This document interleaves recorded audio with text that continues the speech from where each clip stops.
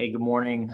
Today, I just want to make a short video on the different asset classes in commercial real estate. I know if you're just starting out or maybe you're seasoned, but you're wanting to get familiar with other asset classes. I know it can be a little overwhelming when you get into commercial real estate, and a lot of people just think it's strip centers or skyscraper. There's really so many different types that it can be overwhelming when you're just getting into it without knowing exactly what you want to specialize in. And again, maybe you already specialize in one asset class, but you want to learn others or a different type. So we're just going to go over the different kinds. I started a couple that I'm in. We try not to generalize too much. It's good to get a good understanding of everything, so you can be educated. But when you specialize in one thing, it'll help you grow more business.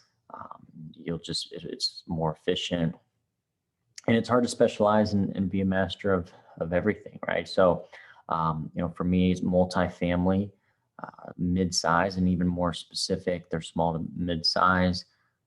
I say 10 to 70 units. That's even a pretty broad range, but minimum size for a lot of the investors that I look for is 16 units. They like C-class with a value add component, just so that they can get in there, renovate, do a cash out refinance. Usually at 16 units that you can build a little more economies of scale, opposed to just having a duplex where if you lose one tenant, that's 50% of your income, right? Opposed to 100 unit building, if you lose 10 tenants, you're still 90% full, right? So that's just one little specialty.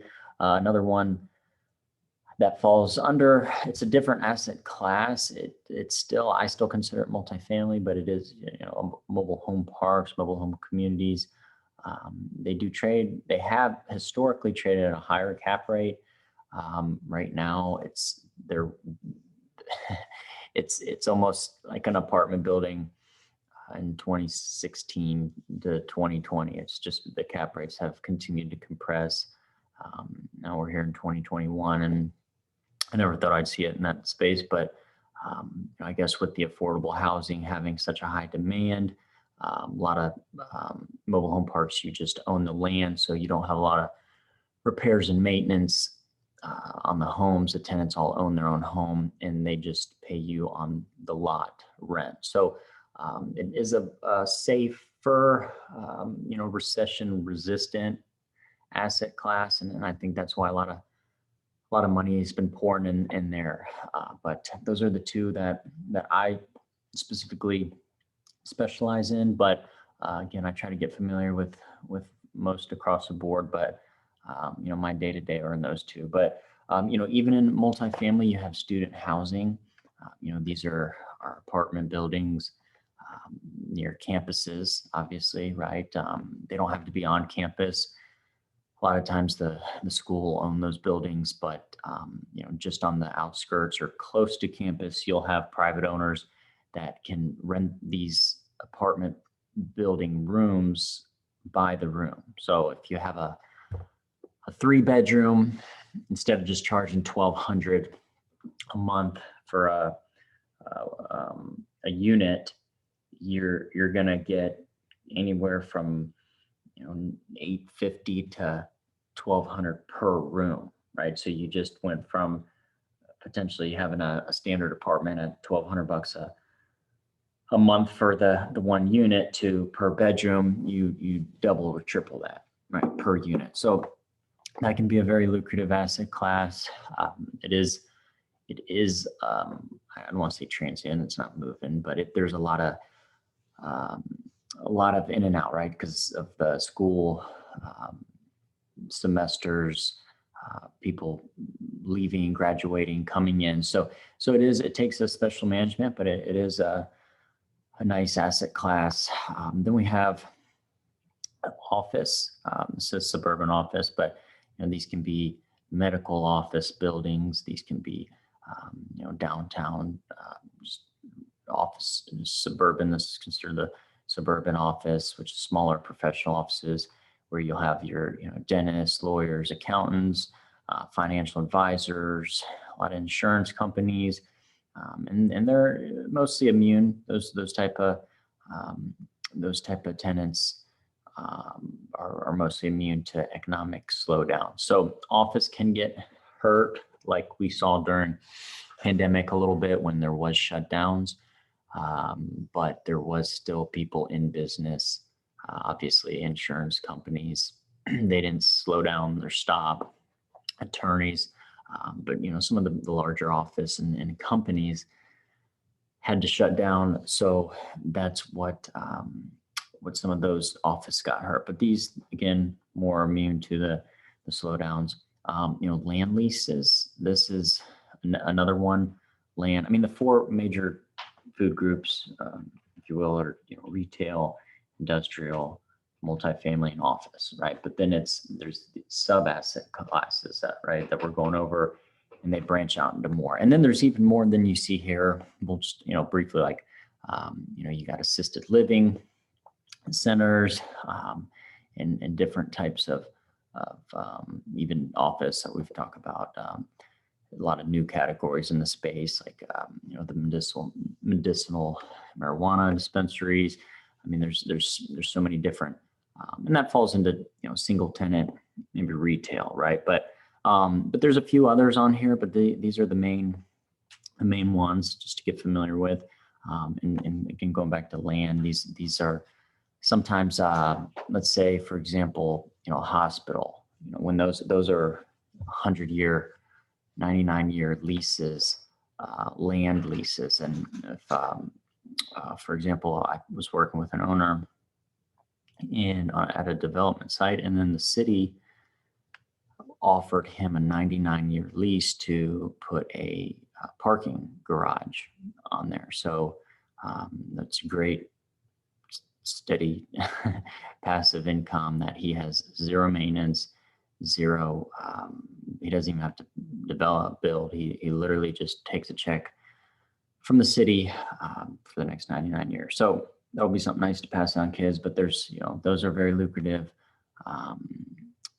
Storage facilities became really popular. Those have a similar trade, like not necessarily like the mobile home parks, but in the sense of basically owning the land. You have just a metal structure on there, right? Like you've seen in Storage Wars and different series on TV, right? You'll see some of those where people just store their stuff, and hoarders just try to pack it in there, and they don't want to get rid of their stuff, right? So those, and they refer to those fees as a nuisance fee. It's very minimal, $90 to $100 plus. It's not a big fee, monthly fee. So they stay full. People forget about them literally, and they treasure all their junk, where they're happy to pay that. So those have been very popular lately. Just again, knowing that the maintenance, it's a concrete slab with some electricity and just little metal buildings, right? So those have gained a lot of. There's been a lot of velocity in that space. Retail got a little hurt through this pandemic, but as one business goes out, there's new ones coming in, new companies started. But some of the retail's great, like pharmacies. That some are going away, but overall, we're always going to have them. Grocery anchored. You'll see the little strip centers that a lot of people think that is what commercial real estate is, but it could be just a single tenant, like you see a pharmacy, like a CVS or something, right? So we went over multifamily, the hotel and lodging, the hospitality. You'll see it labeled as oftentimes. I put must be currently flagged. These were some requirements from some of our investors. So must be currently flagged. That was just for an investor that was looking for your branded, La Quintas or Ramadans, just certain branded flagged hotels. But, a lot of the opportunity is in the privately owned hospitality space where, it's just been a mom and pop owner. We've seen a lot of conversions into multifamily in that space. And, it's tourist areas here in Daytona is where we're at. And fortunately here, they didn't take as big of a hit as a lot of people across the United States. That was probably the most affected asset class, negatively impacted, across the board. But that's really it. I'm going to do another video on the statistics of these, with the cap rates. There's some tools we use here in this portal that you can